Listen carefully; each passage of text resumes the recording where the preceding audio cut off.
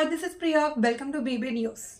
కాకినాడ జిల్లా ప్రముఖ పుణ్యక్షేత్రం అన్నవరం వీర వెంకట సత్యనారాయణ స్వామి దేవస్థాన ఆధ్వర్యంలో ప్రతి సంవత్సరం శ్రావణ మాసంలో నిర్వహించే ఉచిత సామూహిక వరలక్ష్మి వ్రతాలు ఈ సంవత్సరం కూడా శ్రావణ మాసం ఆఖరి శుక్రవారం నాడు స్వామివారి నిత్య కళ్యాణ మండపం నందు అత్యంత వైభవంగా నిర్వహించారు. ముందుగా ఆలయ అర్చకులు స్వామి అమ్మవార్లను మంగళ వాయిద్యాల నడుమ తోడ్కుడి వచ్చి సర్వాంగ సుందరంగా అలంకరించిన స్వామివారి కళ్యాణ వేదికపైనున్న వెండి సింహాసనంపై ఆసీనులు గావించి మరోపక్క లక్ష్మీదేవి అమ్మవారిని ఆసీనులు గావించగా దేవస్థానం ఆలయ ఏఈఓ దామర కృష్ణారావు జ్యోతి ప్రజ్వలన గావించారు.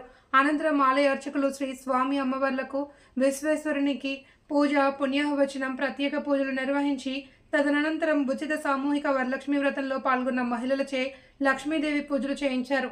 ఉచిత సామూహిక వ్రతాలలో పాల్గొన్న మహిళలకు దేవస్థానం వారు రాగి లక్ష్మీదేవి రూపు రవిక గాజులు స్వామివారి ప్రసాదం పంపిణీ చేశారు.